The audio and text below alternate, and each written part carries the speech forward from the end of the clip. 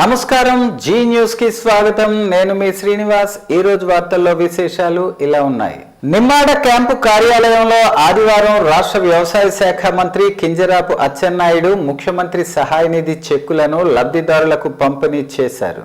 ఈ సందర్భంగా 11 మంది లబ్ధిదారులకు మొత్తం 10,63,450 రూపాయలు విలువైన చెక్కులను మంత్రి అందజేశారు. ఈ సందర్భంగా మంత్రి మాట్లాడుతూ ప్రజల ఆరోగ్య పరిరక్షణే కూటమి ప్రభుత్వ ప్రధాన ధ్యేయమని తెలిపారు. ముఖ్యమంత్రి సహాయ నిధి పేద ప్రజలకు వరం లాంటిదని అన్నారు. గత ప్రభుత్వం పేదల ఆరోగ్య విషయంలో తీవ్ర నిర్లక్ష్యం వహించిందని ఆరోపించారు.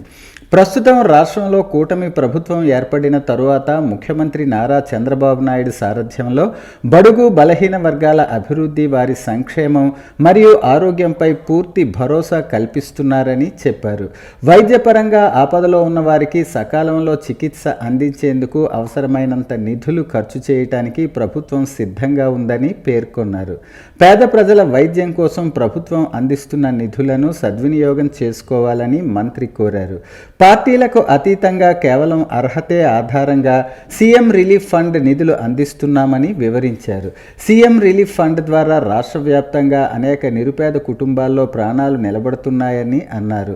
వైద్య ఖర్చులు భారమై ఆర్థిక సమస్యలతో బాధపడుతున్న వారి జీవితాల్లో ముఖ్యమంత్రి సహాయ నిధి వెలుగులు నింపుతుందని తెలిపారు. రాష్ట్రంలో వైద్య విద్యకు కూటమి ప్రభుత్వం పెద్దపీట వేస్తుందని మంత్రి పేర్కొన్నారు.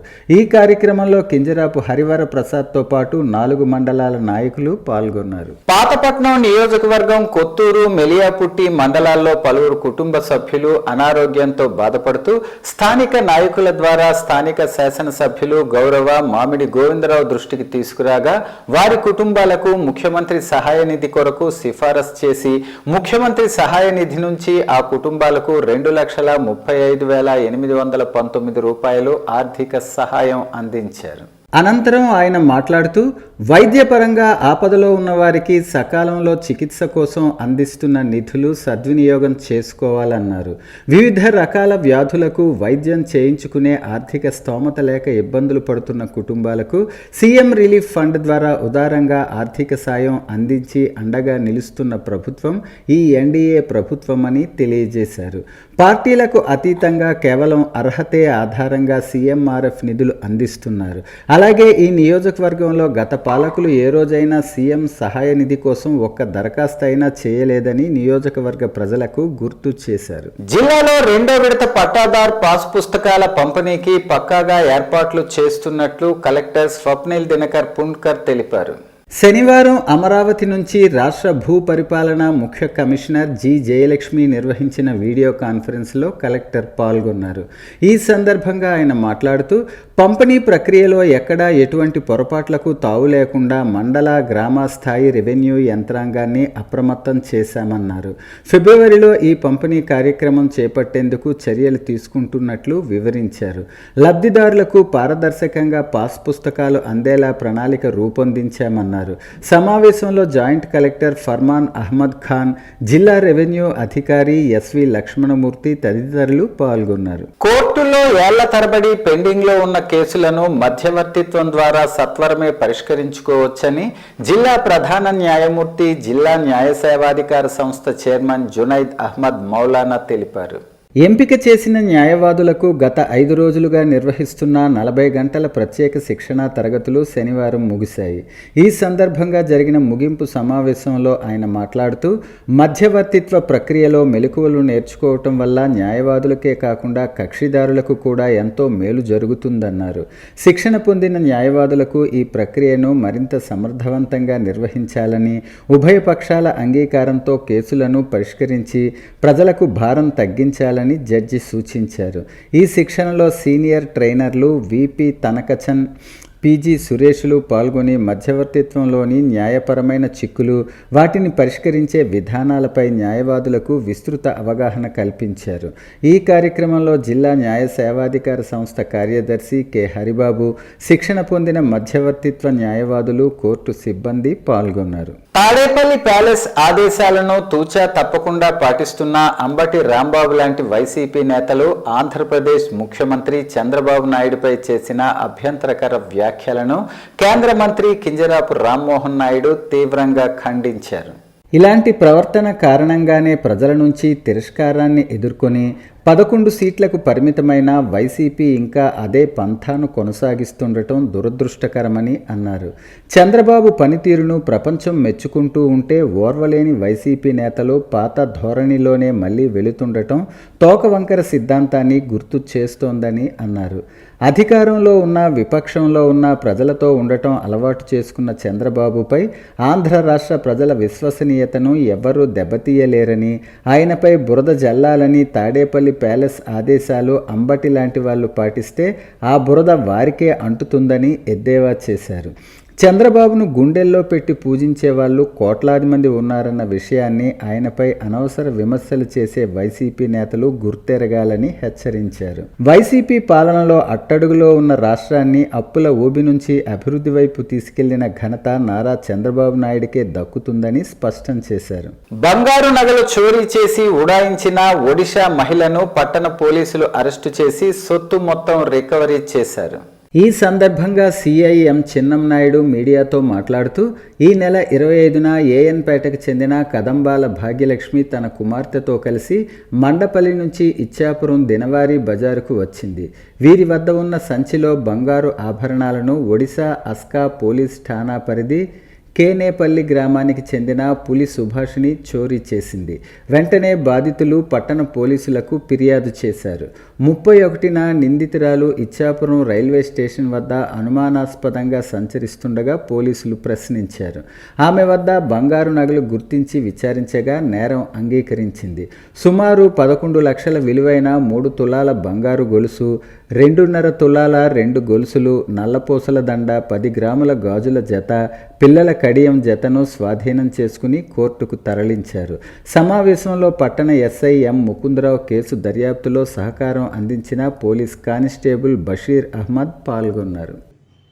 ఆవిడ దగ్గర మొత్తం సుమారు 6 తులాల బంగారాన్ని రికవరీ చేయడం జరిగింది. అందులో ఒక 3 పేటల బంగారు గొలుసు 3 తులాలు, బంగారు చైన్ 2 ఉడంపావు, నల్లపూసలు 7 గ్రాములు, బంగారు గాజులు 1 జత 10 గ్రాములు, చిన్నపిల్లల బంగారు కడియాలు 1 జత 8 గ్రాములు, మొత్తం వీటి విలువ సుమారు 11 లక్షలు ఉంటుంది. ఈవిని పట్టుకోవడంలో ఇచ్చాపురం క్రైమ్ పార్టీకి చెందిన బషీరు చాకచక్యంగా వ్యవహరించి ఆవిడని పట్టుకోవడంలో మంచి ప్రతిభ కనబరిచాడు.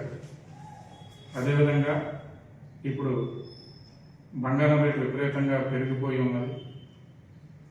దీనివల్ల దొంగలు ఈ మధ్యకాలంలో స్నాచింగ్లు, ఈ బ్యాక్ కటింగ్లు మరియు హౌస్ బ్రేకింగ్ల మీద ఎక్కువగా దొంగతనాలు చేస్తున్నారు.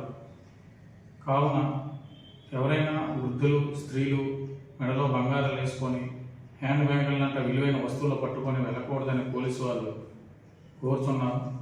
అదేవిధంగా ఎవరైనా ఇంటి నుంచి వెళ్ళేటప్పుడు, దూర ప్రాంతాలకు వెళ్ళేటప్పుడు ఇంట్లోని ఎటువంటి విలువైన వస్తువులు ఉంచరాదు. ఎక్కడికైనా వెళ్ళినా పోలీసులకి సమాచారం ఇవ్వాల్సిందిగా కోరుచున్నాము. అదేవిధంగా దేవాలయాలలోనూ మరియు షాపులంతా విలువైన వస్తువులు ఉంచకుండా నైట్ ఎవరైతే పూజారి పట్టుకెళ్ళిపోవాలి, షాప్ ఉంటే షాప్ అతను పట్టుకోవాల్సిందిగా తెలియజేయడం అనేది. అంబటి రాంబాబు, కడుపుకి అన్నం తింటున్నావా, గడ్డి తింటున్నావా? మీ సంస్కారం ఎక్కడ పాతరేశారు అని పాతపట్నం నియోజకవర్గం శాసనసభ్యులు మామిడి గోవిందరావు ప్రశ్నించారు. పాతపట్నం తన క్యాంపు కార్యాలయంలో మీడియాతో మాట్లాడుతూ రాజకీయాల్లో విమర్శలు ఉండాలి, కానీ వయసుకి పదవికి గౌరవం ఇవ్వలేని స్థాయికి దిగజారిపోవడమేనా రాజకీయం రాంబాబు నేర్చుకున్నారన్నారు. 40 ఏళ్ల రాజకీయ అనుభవం ఉన్న ముఖ్యమంత్రి నారా చంద్రబాబు నాయుడిని, ఆయన తల్లిని ఉద్దేశించి మీరు చేసిన వ్యాఖ్యలు సభ్య సమాజం తల దించుకునేలా ఉన్నాయన్నారు. రాజకీయంగా విమర్శించే దమ్ము లేక కన్న తల్లిని లాగడం మీ అనాగరికతకు పరాకాష్ట అని పేర్కొన్నారు. ముఖ్యమంత్రిని పట్టుకుని లాకారంతో నోటికొచ్చినట్టు దూషించడమే మీ పార్టీ సంస్కృతిగా మారిపోయిందా అని ప్రశ్నించారు. మీ వయసు ఎంత, మీరు మాట్లాడే భాష ఏంటి, అసలు మీరు ప్రజా ప్రతినిధిగా పనిచేశారంటే జనం ఆశ్చర్యపోతున్నారన్నారు. రాజకీయం అంటే కేవలం బూతులు మాట్లాడటం, ఎదుటివారి కుటుంబాలను రోడ్డుపైకి లాగడమేనా అని అన్నారు. మాజీ మంత్రి హోదాలో ఉండి ఇలాంటి నీచమైన వ్యాఖ్యలు చేయటం సిగ్గుచేటు. ప్రజలంతా గమనిస్తున్నారు. త్వరలోనే మీకు తగిన బుద్ధి చెబుతారని అన్నారు. వీళ్ళు వంకర బుద్ధి ఎప్పుడూ మారదు. ప్రభుత్వంలో ఉన్నా ప్రభుత్వంలో లేకపోయినా వీళ్ళు చేసిన పని అంటే భూతుల పురాణమే తప్ప వీళ్ళకి వేరే వేతన మరి లేదు. ప్రజలందరూ బుద్ధి చెప్పి 11 సీట్లకి ఇచ్చినా సరే వీళ్ళు మారరు. మరి మారరేమో. పూర్వమో సామెత ఉండేది, కుక్క తోక పట్టుకుని గోదావరి ఏదినా సరే కుక్క తోక వంకరన్నట్టే వీళ్ళు బుద్ధి ఉంది. ఏం చదువుకున్నారయ్యా మీరు? ఏం మంత్రి పదవులు చేశారు? మీరు ఏమి రాష్ట్రాన్ని ఇంతకుముందు పరిపాలించారయ్యా? ప్రజలకు అన్ని విధాలుగా నేర్పవలసిన వ్యక్తులు మీరు. మీ బుద్ధి ఏమైంది? గడ్డి తింటాను రా రాంబాబు గారు. మీకు మధ్యమైనా పోయిందా? మీ సంస్కారం ఏమే పోయి ఉందా? మీకు అమ్మ అక్క అన్న తమ్ములు లేరా? మాట్లాడే పద్ధతి ముందు నేర్చుకోండి. ఏమి పద్ధతి నీకు? మారరా ఇంకొంత మీరు? మీ సంస్కృతి ఏంటి? అసలు ఏమనాలి మీకు చెప్పాలి అర్థం కదే. ఆంధ్రప్రదేశ్ ప్రజలందరూ చూస్తున్నారు. మీ బుద్ధులు మారవు. ఏమంటే ఏది ఎప్పుడైనా మీకు ఒకే ఒకటి ఉన్నది, నోటికి ఏ పరుసు పదాలు వస్తే ఆ పదాలతో నీ ప్రజల్ని నాయకుల్ని తిట్టడమే తప్ప ఏమయ్యా? మీకు మీ అమ్మ నీకు అనలేదా? నీకు భార్య బిడ్డలు లేరా? మా సంస్కృతి అది కాదు. తెలుగుదేశం సంస్కృతి అది కాదు. ఎవరు ఎదుటి వ్యక్తిని గౌరవించవలసిన మాది అలవాటు మాకు. ఎవరిని తిట్టిపడం. ఇప్పుడు నేను తిట్టాలంటే తిట్టగలం. అసలు నేను ఏమన్నారని అనగలం. అది మేము ఎందుకంటే ఆపుకుంటున్నామంటే మా నాయకుడు యాక్సెప్ట్ చేయడు. నువ్వేం పెద్ద గొప్పేం కాదు, పెద్ద తోపేం కాదు. నువ్వు ఒక మంత్రిగా చేశావు. నీకు ఈ సంస్కారం ఏమైపోయింది? ఒక్కసారి ఆడే మాటలు వెనుక్కు తీసుకోకపోతే సీఎం గారి మీద, ఒక రాష్ట్ర సీఎం గారి మీద నువ్వు మాట్లాడే పద్ధతి అదవయ్యా? ఏమి మనిషివయ్యా? అన్నం తింటున్నావా, గడ్డి తింటున్నావా? నువ్వు మనిషివేనా? అసలు నేను ఏమన్నా నాకు అర్థం కావడం లేదు. మాజీ మంత్రి అంబటి రాంబాబు వ్యాఖ్యలు హేయం. సీఎం చంద్రబాబుపై అనుచిత వ్యాఖ్యలను తీవ్రంగా ఖండిస్తున్నామని ఎమ్మెల్యే గొండు శంకర్ అన్నారు. 4 దశాబ్దాల రాజకీయ అనుభవం, ప్రపంచవ్యాప్తంగా గుర్తింపు ఉన్న ఒక విజనరీ నాయకుడిపై ఒక మాజీ మంత్రి హోదాలో ఉన్న వ్యక్తి వీధి రౌడీల తరహాలో అసభ్య పదజాలంతో మాట్లాడటం అత్యంత బాధాకరం మరియు సిగ్గుచేటు అన్నారు. అంబటి రాంబాబు చేసిన ఈ వ్యాఖ్యలు కేవలం రాజకీయ విమర్శలు కాదు. అవి వైఎస్ఆర్ కాంగ్రెస్ పార్టీ నాయకుల దిగజారుడుతనానికి, వారి సంస్కారహీనతకు నిదర్శనం అన్నారు.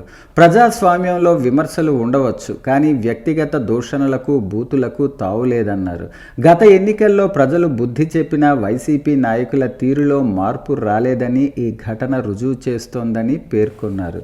కూటమి ప్రభుత్వం చేస్తున్న అభివృద్ధిని, సంక్షేమాన్ని చూసి ఓర్వలేక ప్రజల దృష్టిని మళ్లించటానికి ఇటువంటి చౌకబారు విమర్శలకు దిగుతున్నారన్నారు. చాలా దౌర్భాగ్య పరిస్థితిలో ఉండి అటువంటి మాట్లాడడం, అది మీరు వైసీపీ వాళ్ళ సంస్కృతికి, వాళ్ళ తాలూకా నీచ స్థితికి ఇది నిదర్శనం. ఎలాంటి మాట్లాడారంటే ఎంత అన్పార్లమెంటరీ, అంత దిగజారుడుతనం, ఎంత బరి తెగించి వాళ్ళు ఎంత ఆక్రోశంతో ఉన్నారనేది ప్రజలందరూ గమనించవలసిందిగా కోరుకుంటూ, అలాంటి దరిద్రులకి తప్పకుండా చట్టపరంగా కఠినమైన శిక్ష వేయాలని నేను మనస్ఫూర్తిగా కోరుకుంటున్నాను. ఎట్టి పరిస్థితిలో కూడా ఉపేక్షించే ప్రసక్తి లేదు. అంబటి రాంబాబు అనే వ్యక్తి పరమ నీచుడు. ఆయనకి రాజకీయాలంటే ఏమీ లేదు. జగన్మోహన్ రెడ్డిని ప్రశంసించుకోవడం, ఆ డబ్బా కొట్టడం తప్పించి ఆయనకి ఎటువంటి ఇది లేదు. దీనిపైన మేము తీవ్రంగా ఖండిస్తున్నాం. వైసీపీని పూర్తిగా తీసుకెళ్లి బంగాళాఖాతంలో కల్పించే రోజులు దగ్గరికి వస్తాయి. ఇది అన్నిటికీ కారణం జగన్మోహన్ రెడ్డి గారే.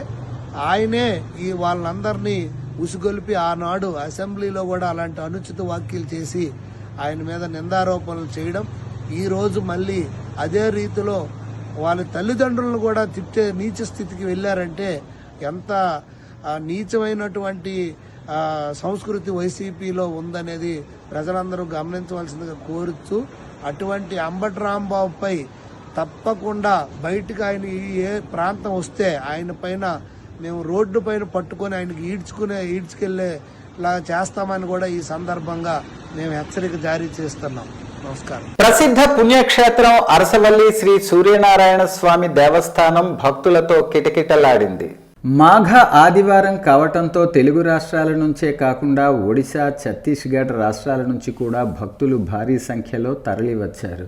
తెల్లవారుజామున 4 గంటల నుంచే భక్తులు ఇంద్ర పుష్కరిణిలో పవిత్ర స్నానాలు ఆచరించి దర్శనం కోసం క్యూ లైన్లలో వేచి ఉన్నారు. స్వామివారికి జరిగిన ప్రత్యేక క్షీరాభిషేక సేవలో వందలాది మంది భక్తులు పాల్గొని తరించారు. ఆలయ ఈవో మరియు సిబ్బంది నిరంతరంగా పర్యవేక్షిస్తూ భక్తులకు ఎటువంటి ఇబ్బందులు కలగకుండా చర్యలు చేపట్టారు. తోపులాటలు జరగకుండా జిల్లా పోలీస్ యంత్రాంగం భారీ బందోబస్తు నిర్వహించింది. గుంటూరు శివారులోని గోరంట్లలో మాజీ మంత్రి అంబటి రాంబాబుపై జరిగిన దాడిని మాజీ ఉప ముఖ్యమంత్రి వైఎస్ఆర్సీపీ శ్రీకాకుళం జిల్లా అధ్యక్షులు ధర్మాన కృష్ణదాస్ తీవ్రంగా ఖండించారు. రాష్ట్రంలో కూటమి ప్రభుత్వం అధికారంలోకి వచ్చిన నాటి నుంచి విపక్ష నేతలే లక్ష్యంగా దాడులు పెరిగిపోతున్నాయని ఆయన ఆందోళన వ్యక్తం చేశారు. శనివారం ఆయన మాట్లాడుతూ బాధ్యతాయుతమైన పదవి నిర్వహించిన మాజీ మంత్రిపై పోలీసులు సమక్షంలోనే కర్రలు, రాడ్లతో దాడికి పాల్పడటం ప్రజాస్వామ్యాన్ని అపహాస్యం చేయడమేనని మండిపడ్డారు. రాష్ట్రంలో ప్రస్తుతం జంగిల్ రాజ్ నడుస్తోందని ధర్మాన విమర్శించారు.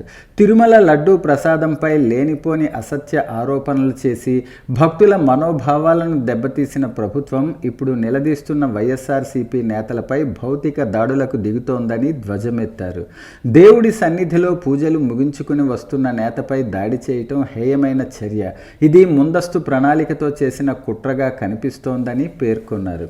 వైఎస్ఆర్సీపీ నేతల చిత్రాలతో అపహాస్యం చేసేలా ఫ్లెక్సీలు ఏర్పాటు చేసిన వారిని వదిలేసి వాటిని ప్రశ్నించిన తమ పార్టీ కార్యకర్తలపై కేసులు పెట్టడం పోలీసుల పక్షపాత వైఖరికి నిదర్శనమని ధర్మాన ఆరోపించారు. రాష్ట్రంలో శాంతి భద్రతలను కాపాడటంలో హోంమంత్రి విఫలమయ్యారని విమర్శించారు. దాడికి పాల్పడిన టీడీపీ గూండాలను తక్షణమే అరెస్టు చేసి కఠినంగా శిక్షించాలని ఆయన డిమాండ్ చేశారు. లేని పక్షంలో రాష్ట్ర వ్యాప్తంగా ఆందోళనలు చేపడతామని హెచ్చరించారు. శ్రీకాకుళం నగరంలో star walkers club board of directors సమావేశం స్టార్ వాకర్స్ క్లబ్ వ్యవస్థాపక అధ్యక్షులు గేదెల ఇందిరాప్రసాద్ ఆధ్వర్యంలో జరిగింది. ఈ సమావేశంలో వాకర్స్ క్లబ్ సభ్యులతో కొన్ని తీర్మానాలు చేశారు. ఈ సందర్భంగా వాకర్స్ ప్రతినిధులు మాట్లాడుతూ ప్రతి ఒక్క తీర్మానం తూచా తప్పకుండా పాటించాలన్నారు. ప్రతి వాకర్ గ్రౌండ్కి సమయానికి చేరుకుని వ్యాయామం చేయాలన్నారు. ఈ సమావేశంలో స్టార్ వాకర్స్ క్లబ్ సభ్యులు గేదెల లక్ష్మి, గొలివి ఉమామహేశ్వరరావు, పీజీ గుప్తా, శాసప్ జోగినాయుడు, మల్లిబాబు తదితరులు పాల్గొన్నారు. అందరు సభ్యులు, డైరెక్టర్స్, మొత్తం బాడీ, ఎగ్జిక్యూటివ్ మెంబర్స్ అందరూ వచ్చారు. దానికి మా ఇంట్లో పెట్టినందుకు నేను ముందుగా వారి అందరికీ నేను అభినందిస్తూ ధన్యవాదాలు తెలియజేస్తున్నాను. మరి ఈ విషయంలో అందరూ మనం గ్రహించవలసింది ఏంటంటే ముందు మన సభ్యత్వాన్ని పెంచాలి. అలాగే మన వాకింగ్ క్లబ్ కనుక రోజు రెగ్యులర్గా తెల్లవారి 7 లోపు వచ్చిన ప్రయత్నం చేయమని మీ అందరికీ నేను మనస్ఫూర్తిగా రిక్వెస్ట్ చేస్తాను. ఎందుకంటే 7 గంటలకు వస్తే మనం ఏదైనా నిర్ణయాలు తీసుకోవాలంటే అక్కడ తీసుకోవడానికి అవకాశం ఉంటుంది. ఏ నిర్ణయమే ఇక్కడికి వచ్చిన తర్వాత అంటే ఆ నిర్ణయం మరి అవదు. అది మనకు అందరూ దయించి 7 గంటలకి అందరూ దయించి ముందు గ్రౌండ్కి వస్తే గ్రౌండే ఒక దేవాలయం భావించి మన ఆరోగ్యానికి ప్రధానమైనది గ్రౌండ్. ఆ గ్రౌండే మనకి దేవాలయం, ఆరోగ్యం అనే మహాభాగ్యం ఇచ్చింది. ఆ విషయం ఆ విధంగా గుర్తు చేసుకుని మీరు అందరూ తెల్లవారు 7 గంటలకు వచ్చి మనం ఏ కార్యక్రమాలు చేయాలో అందరూ అక్కడే మీటింగ్ పెట్టుకొని సక్సెస్ఫుల్గా కార్యక్రమం చేయడానికి మనందరము ఎఫిషియెంట్. స్టార్ వాకర్స్ క్లబ్ అంటే ఎఫిషియెంట్ మెంబర్స్ కనుక అందరూ దాన్ని సక్సెస్ఫుల్ చేస్తే ఇప్పటికే స్టార్ వాకర్స్ క్లబ్ వాకర్స్ ఇంటర్నేషనల్లో మంచి సేవ చేస్తున్నట్టు గుర్తించి మనకి మంచి సేవ చేస్తున్న మెమోట్లు కూడా ఇచ్చారు. దానికి మన ప్రియతమ ఎంపీ, ఎమ్మెల్యే, అదే సెంట్రల్ మినిస్టర్ కూడా మనకి అభినందించడం కూడా అయింది. మరి ఆ విధంగా మీరు తెల్లవారు రావడం, సేవా కార్యక్రమం ఆర్గనైజ్ చేయడం, మనము వాకర్స్ ఇంటర్నేషనల్లో నెంబర్ 5 లోపు రావడానికి గుప్తా గారికి మనం అందరూ సహకరించాలి. వార్తలు సమాప్తం. మళ్ళీ తర్వాత బులెటిన్లో కలుసుకుందాం. నమస్కారం.